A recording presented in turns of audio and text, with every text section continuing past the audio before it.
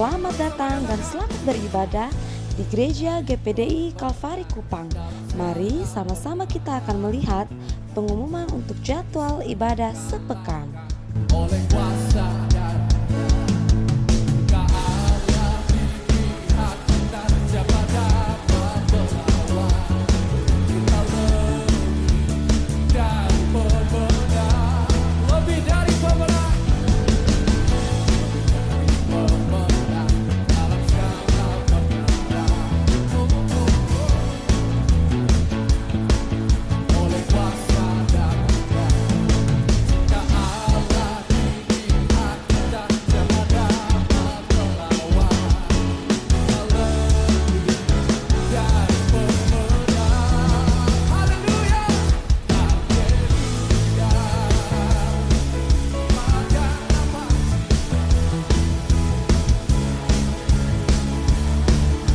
Kami juga mengucapkan selamat datang untuk para jemaat yang baru pertama kali bergabung di Gereja GPDI Kalvari Kupang. Sampai jumpa di ibadah selanjutnya ya. Tuhan Yesus memberkati. GPDI Kalvari, sekali Yesus, tetap Yesus. Haleluya. Kita percaya kita mengakhiri tahun ini dengan jadi pemenang. Amin. Katakan bersama. Di dalam nama Tuhan Yesus kami berdoa. Haleluya. Amin. Puji Tuhan. Selamat pagi, salam sejahtera bagi kita semua dalam kasih Tuhan kita Yesus Kristus. Haleluya. Sekali lagi, haleluya. Puji Tuhan, kita bersyukur kepada Tuhan. Kita masih punya kekuatan, kesehatan, kesempatan untuk bisa beribadah kepada Tuhan. Ya. Baik, Bapak Ibu Saudara sekalian, mari kita membuka Alkitab kita di dalam Injil Lukas pasal yang ke-17, ayat 11 sampai ayat yang ke-19. Injil Lukas pasal 17, ayat 11 sampai ayat yang ke-19. Demikian firman Tuhan. Dalam perjalanannya ke Yerusalem, Yesus menyusur perbatasan Samaria dan Galilea. Ketika ia memasuki suatu desa, datanglah 10 orang kusta menemui dia. Mereka tinggal berdiri agak jauh dan berteriak, "Yesus, Guru, kasihanilah kami." Lalu ia memandang mereka dan berkata, "Pergilah, perlihatkanlah dirimu kepada imam-imam." Dan sementara mereka di tengah jalan, mereka menjadi tahir. Puji Tuhan. Bapak Ibu Saudara sekalian, kita membaca sampai ke ayat 14. Ada suatu proses ya, yang terjadi pada 10 orang kusta ini. Mereka mengalami perjalanan hidup yang tidak mudah. Sebagaimana mungkin yang sedang kita hadapi, sedang kita alami, dan mungkin akan kita alami ke depan. Kita tahu Bapak Ibu Saudara sekalian, kalau kita melihat keadaan situasi baik secara nasional maupun di tingkat global, ya, maka kita bisa memahami bahwa semakin hari, ya, semakin tidak ada kejelasan. Ya kan? Semakin hari gejolak-gejolak itu semakin banyak, saudara. Kita tidak bisa mengharapkan kepastian di dalam dunia ini. Kita tidak bisa mengharapkan kepastian baik secara politik, secara sosial, secara ekonomi. Tidak bisa, saudara. Karena kalau kita lihat hari-hari ini, perubahan terjadi terus. Ya. Dan perubahan-perubahan yang tidak pernah kita bayangkan. Perubahan yang tidak pernah kita pikirkan. Kita bersyukur kita sebagai orang percaya, sebagai orang Kristen. Kita diberikan firman Tuhan yang sungguh-sungguh benar. Firman Tuhan yang membuka segala rahasia kehidupan. Firman Tuhan yang mengajar kita bukan cuma soal sejak penciptaan, tapi sampai kepada kedatangan Kristus pada kali yang kedua. Dan semuanya itu diikuti oleh tanda-tanda. Yang kalau kita pelajari firman Tuhan dan kita compare dengan apa yang terjadi kita bisa berkata bahwa betul ya. Firman Tuhan itu ya dan amin. Di satu sisi ada kesulitan, ada kesukaran yang akan terjadi. Alkitab katakan secupak gandum sedinar harganya. Kerja satu hari hanya cukup untuk satu tangkup. Itu terjadi saudara. Dan itu akan semakin terjadi lagi. Menjelang kedatangan Tuhan pada kali yang kedua. Kesukaran, kesulitan. Ancaman. Dari baik dalam konteks peperangan, ekonomi, bencana alam. Semuanya akan terjadi. Dan kita bersyukur kita sudah tahu semuanya itu. Sehingga Alkitab katakan bagi kita orang percaya. Kedatangan Yesus itu tidak seperti kedatangan seorang pencuri. Kedatangan Yesus seperti seorang mempelai pria yang sangat dinanti, yang diharapkan oleh mempelai wanita itu. Amin. Ya. Jangan sampai masih ada di antara kita yang kedatangan Yesus itu seperti pencuri. Kita tidak tahu tanda-tandanya apa. Ya. Kita tidak tahu ciri-cirinya apa. Dan jangan-jangan kita juga belum mengharapkan atau tidak mengharapkan, jangan cepat-cepat datang dulu. Tapi mari kita punya cara pandang sebagaimana mempelai wanita yang mengharapkan kedatangan mempelai prianya. Tapi sebelum sampai ke situ, kita akan menghadapi berbagai tantangan, saudara. Yang kemudian bisa digambarkan dari apa yang dialami oleh 10 orang kusta ini. Dikatakan Yesus dalam perjalanannya ke Yerusalem, dia melewati perbatasan Samaria, Galilea. Lalu ketika dia masuk ke satu desa, datanglah kepadanya 10 orang kusta. Dikatakan mereka menemui dia, mereka tinggal berdiri agak jauh. 10 orang kusta ini mereka datang mencari Yesus. Mereka datang mencari pertolongan kepada Yesus. Tapi Alkitab katakan mereka tinggal berdiri agak jauh. Kenapa mereka tidak mendekati Yesus? Karena memang itu aturannya, saudara. Di dalam Imamat, kitab Imamat pasal 13.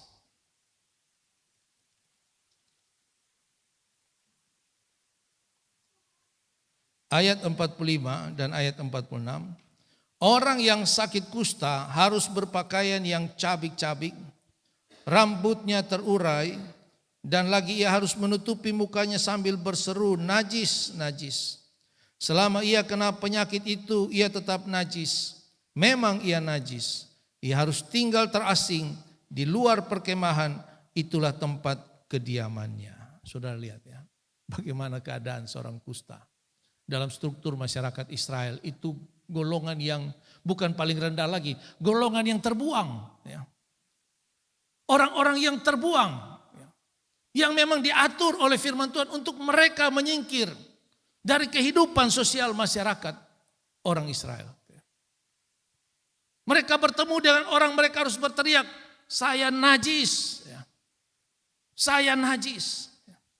Walaupun mereka orang berada, Alkitab katakan mereka harus pakai pakaian yang compang-camping. Inilah keadaan manusia di dalam dosa, saudara.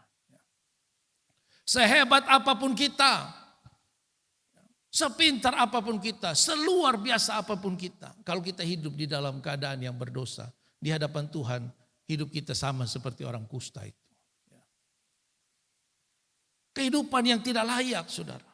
Dan orang kusta ini, 10 orang kusta ini, mereka menyadari keadaan mereka. Kusta itu adalah lambang dari dosa dan keterpisahan dengan Allah. Penyakit kusta melambangkan hidup yang berdosa. Dan karena dosa itu, manusia kehidupannya harus terpisah dari Allah. Tetapi orang kusta ini, mereka menyadari kebutuhan mereka. Mereka menyadari keadaan mereka yang sangat membutuhkan pertolongan. Bapak Ibu Saudara sekalian, tentu kita semua tidak ada yang terlalu hebat. Tidak ada yang terlalu kuat. Tidak ada yang terlalu luar biasa. Sehingga kita tidak membutuhkan pertolongan Tuhan. Amin. Ya. Setiap hari, setiap saat kita membutuhkan pertolongan Tuhan, saudara. Kita membutuhkan hikmat daripada Tuhan. Kita membutuhkan pengertian daripada Tuhan. Kita membutuhkan kekuatan daripada Tuhan, saudara. Tetapi kebutuhan itu harus dimulai dari kesadaran akan keadaan diri kita. Kalau kita tidak menyadari keadaan diri kita tidak tahu apa yang kita butuhkan. Dan banyak orang merasa tidak membutuhkan Tuhan. Merasa tidak membutuhkan gereja. Merasa tidak membutuhkan ibadah. Merasa tidak membutuhkan membaca firman Tuhan. Merasa tidak membutuhkan berdoa. Merasa tidak membutuhkan menyembah Tuhan. Kenapa? Karena tidak menyadari keadaan dirinya. 10 orang kusta ini mereka menyadari keadaan diri mereka yang harus terasing karena penyakit. Penyakit itu bisa saja karena betul-betul mereka berdosa. Bisa jadi mungkin karena keturunan. Bisa jadi karena hal-hal yang lain. Tetapi apapun itu, mereka adalah kelompok orang yang dipisahkan dari masyarakat. Dosa membuat kita terpisah dengan Tuhan, saudara. Walaupun secara lahiriah kita hadir di dalam gereja, kita beribadah. Tetapi kalau kita masih menyimpan kehidupan di dalam dosa, sesungguhnya kita sedang terpisah dari Tuhan. Dan kita adalah orang-orang yang sangat membutuhkan kehadiran Tuhan dalam hidup kita. Kita harus menyadari keadaan kita yang lemah. Keadaan kita yang terbatas. Amin. Petrus, dia merasa dirinya kuat. Ya kan? Dia merasa dirinya hebat. Wah, kalau orang yang lain lemah, saya tidak akan lemah. Kalau orang lain pergi, saya tidak akan pergi. Saya akan berdiri di samping Yesus. Dia merasa dirinya kuat, saudara. Tapi kekuatannya tidak bertahan lama ternyata. Tidak sampai 1 hari, tidak sampai 1 minggu, tidak sampai 1 tahun. Beberapa jam kemudian, dia sendiri membuktikan dia sangat lemah, dia sangat terbatas. Kadang-kadang orang ketika mencapai apa yang dia harapkan, mencapai impian cita-citanya, mendapatkan semua yang dia mau, lalu merasa, wah ini dulu, kubetana. Hati-hati saudara ya. Jangan sampai pikiran perasaan kita membuat kita tidak lagi mengharapkan kehadiran Tuhan. Menjadikan kehadiran Tuhan hanya sekedar rutinitas. Hanya sekedar memenuhi kebutuhan identitas diri kita sebagai orang percaya. Orang kusta itu mereka datang kepada Yesus. Sekalipun mereka berdiri agak jauh karena tadi itu mereka menyadari keadaan mereka. Tetapi tidak membatasi mereka untuk bisa menjumpai Yesus. Tidak membatasi mereka untuk menjangkau hati Tuhan. Mereka berteriak, Yesus Guru, kasihanilah kami. Mereka berusaha untuk mencari Tuhan. Kadang-kadang orang itu suka bersikap bertolak belakang. Ketika dia mengalami kelemahan, ketika dia mengalami kekecewaan, ketika dia mengalami kemarahan, putus asa, justru meninggalkan Tuhan. Justru jadi malas ibadah. Ibadah bikin apa percuma. Nanti kalau sudah diberkati baru. Tapi kalau ini biasa. Orang kusta ini mereka menyadari keadaan mereka yang lemah, yang butuh pertolongan. Mereka tidak mampu menyelesaikan persoalan mereka sendiri. Karena itu mereka datang mencari Tuhan. Alkitab katakan, carilah Tuhan selama ia berkenan ditemui. Amin. Ya. Kita tidak tahu kapan waktu Tuhan tiba di dalam kehidupan kita.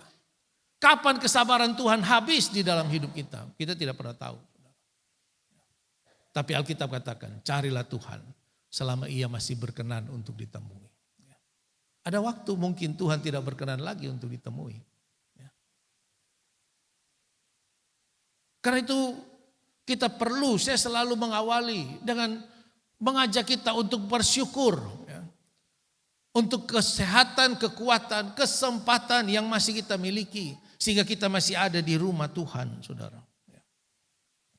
Orang yang mengenal dirinya, dia akan mengerti kebutuhannya.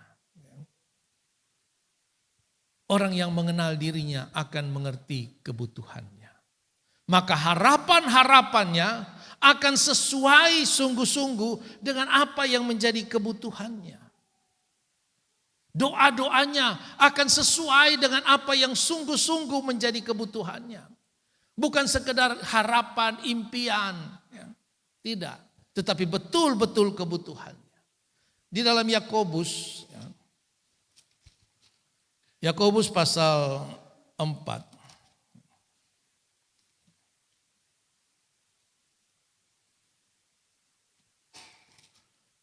Yakobus pasal 4. Ayat 2 dan ayat 3. Atau dari ayat pertama. Dari manakah datangnya sengketa dan pertengkaran di antara kamu? Bukankah datangnya dari hawa nafsumu yang saling berjuang dalam tubuhmu? Kamu mengingini sesuatu, tetapi kamu tidak memperolehnya. Lalu kamu membunuh, kamu iri hati, tetapi kamu tidak mencapai tujuanmu. Lalu kamu bertengkar dan kamu berkelahi. Kamu tidak memperoleh apa-apa karena kamu tidak berdoa.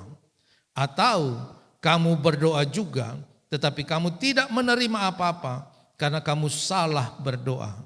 Sebab yang kamu minta itu hendak kamu habiskan untuk memuaskan hawa nafsumu. Ayat selanjutnya katakan, tidakkah kamu tahu bahwa persahabatan dengan dunia adalah permusuhan dengan Allah? Mungkin kita berdoa, kita mencari Tuhan, tapi doa kita tidak dijawab. Bapak Ibu Saudara sekalian, Tuhan mau kita datang kepada Tuhan. Tuhan mau kita berseru kepada Tuhan. Tuhan mau kita mencari Tuhan. Tetapi dengan seruan yang benar. Tetapi dengan maksud yang benar. Untuk apa? Untuk menyelesaikan persoalan-persoalan dosa kita. Amin. Karena itu masalah terbesar. Masalah terbesar kita bukan masalah ekonomi, saudara. Masalah terbesar kita bukan masalah politik dan sebagainya, tidak. Masalah terbesar kita adalah dosa.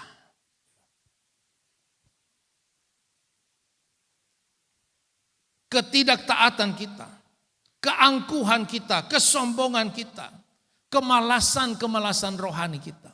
Itu masalah terbesar kita.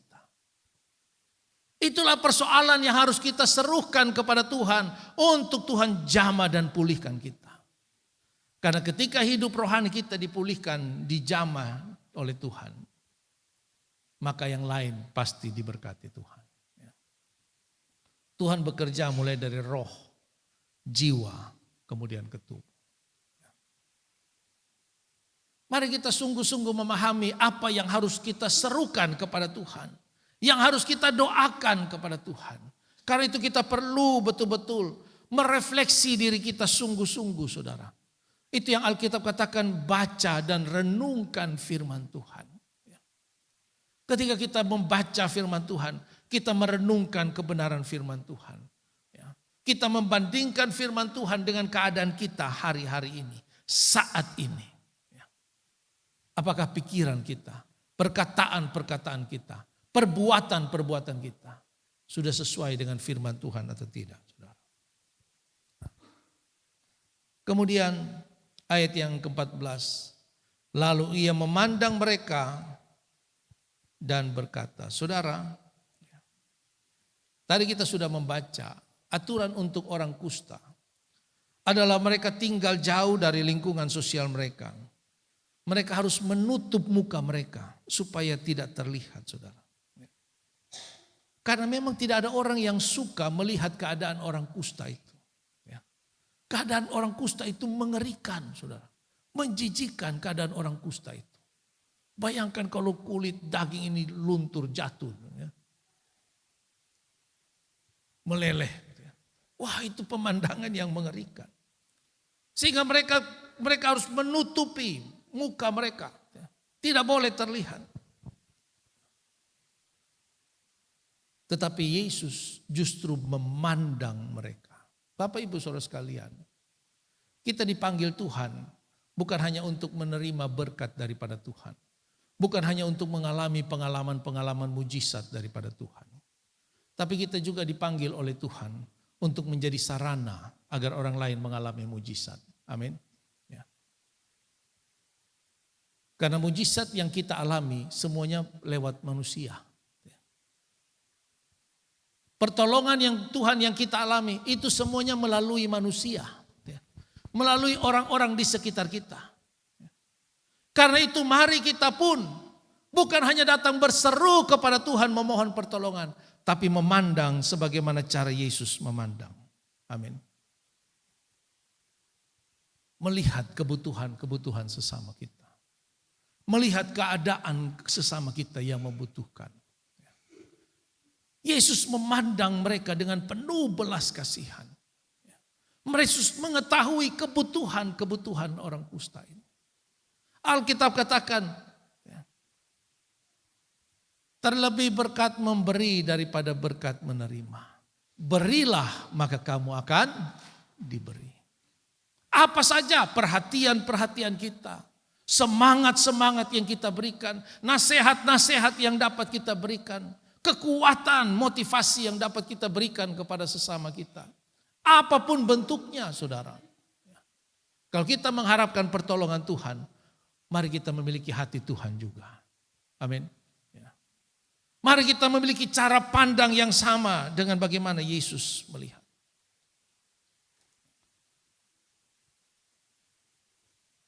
Tuhan memperhatikan setiap doa. Tuhan memperhatikan setiap doa. Terlepas dari latar belakang apapun kehidupan orang itu. Kita lihat di pasal yang ke-18.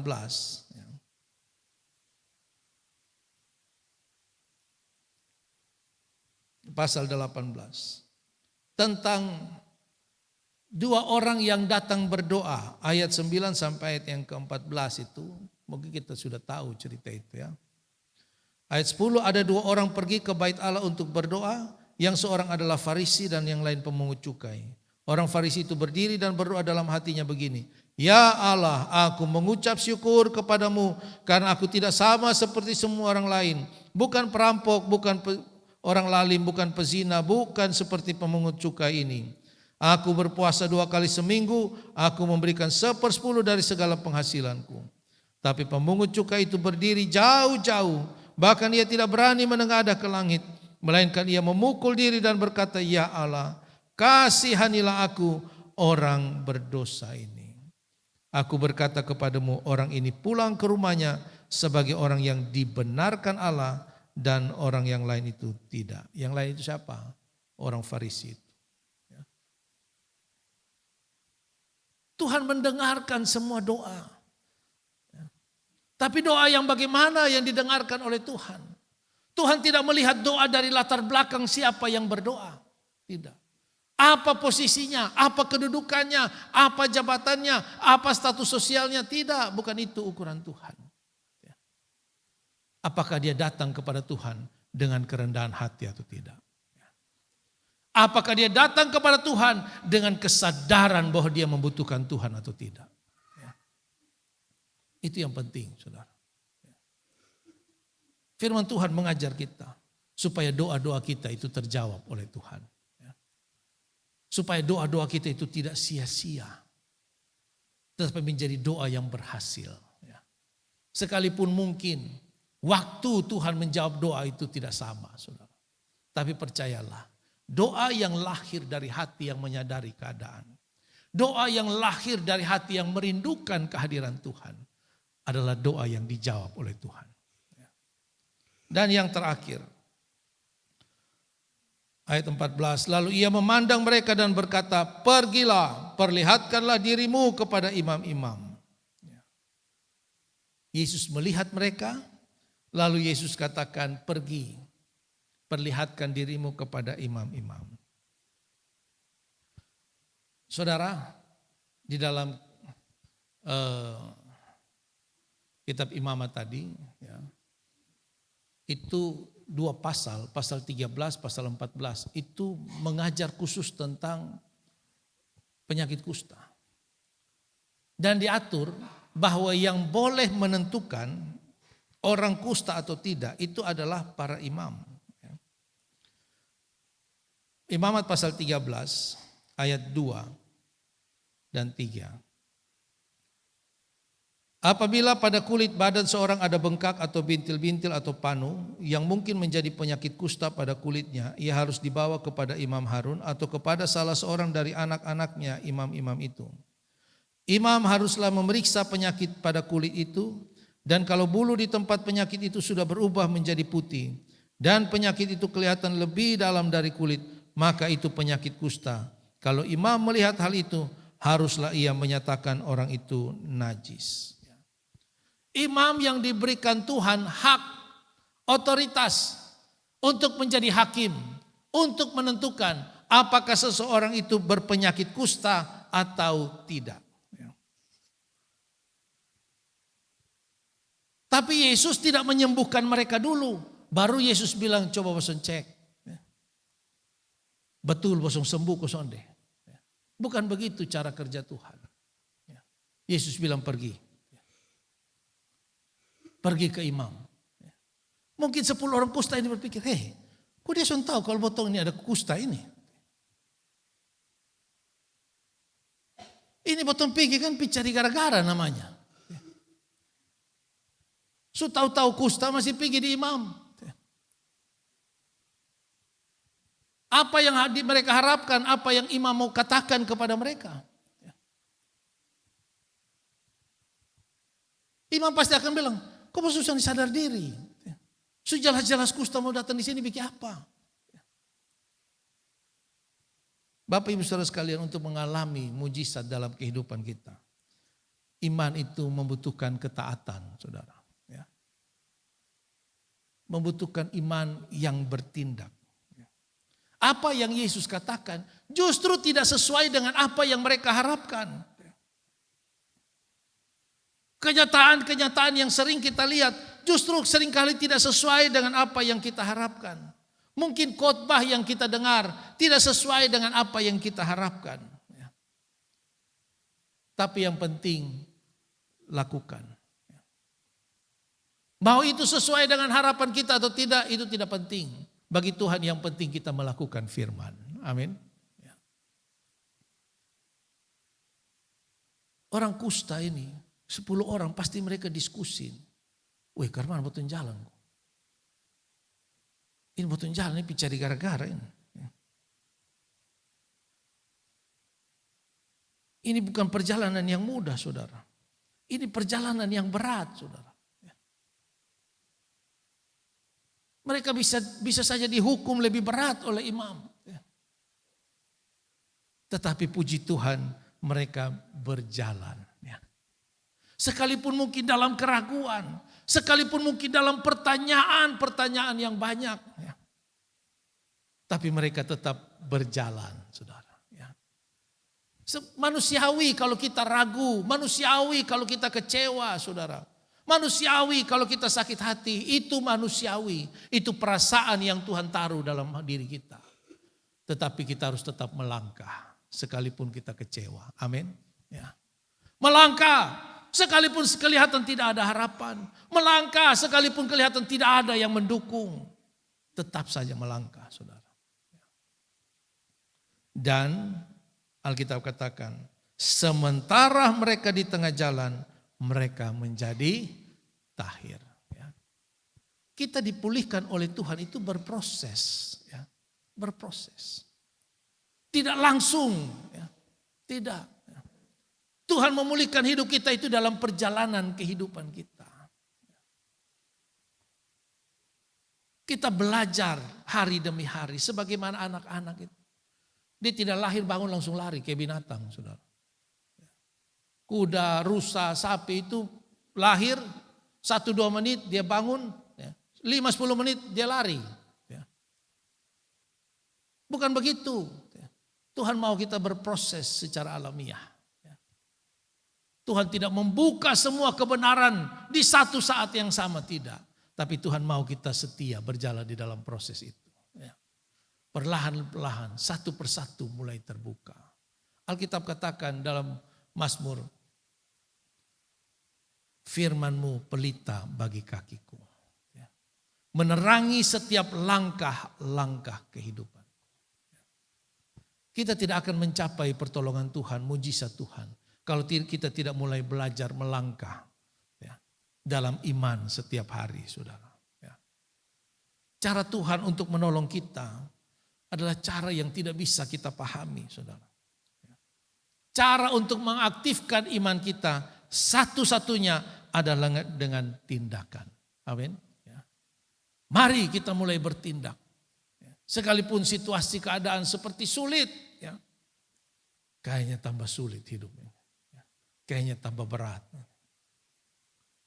Tapi sebagai orang percaya, kita melangkah bukan berdasarkan fakta yang ada terjadi di sekeliling kita. Karena tindakan iman kita akan mengubah semua fakta dan membuktikan kebenaran firman Tuhan. Orang kusta ini mereka melangkah. Mereka tidak tahu apa yang akan terjadi. Mereka tidak tahu sampai di mana mereka akan sembuh. Mereka tidak tahu mereka akan ngomong apa kepada para imam. Mereka tidak tahu, saudara. Tuhan tidak ingin juga kita tahu segala sesuatu baru kita melangkah. Tapi kita melangkah dan kita mengetahui. Semakin mengenal Tuhan, semakin mengerti kasih Tuhan. Semakin mengasihi Tuhan, semakin setia kepada Tuhan. Kiranya firman Tuhan ini dapat memberkati kita semua dalam menjalani hari-hari kehidupan kita. Kita tetap membangun iman percaya kita kepada Tuhan. Dalam pengharapan yang sungguh-sungguh karena kita mengerti kebutuhan diri kita. Puji Tuhan.